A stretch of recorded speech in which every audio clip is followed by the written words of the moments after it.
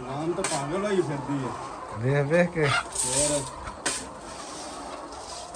ਕਹਿੰਦਾ ਕਿਹੜੇ ਬੰਦੇ ਨੇ ਤੂੰ ਐਵੇਂ ਬੰਦਾ ਦੱਸ ਮੈਨੂੰ ਵਾਕਈ ਮੈਂ ਕਿਹਾ ਬੰਦਾ ਨਹੀਂ ਦੱਸਣਾ ਬੰਦਾ ਦੱਸ ਦਿੱਤਾ ਤੇ ਐਵੇਂ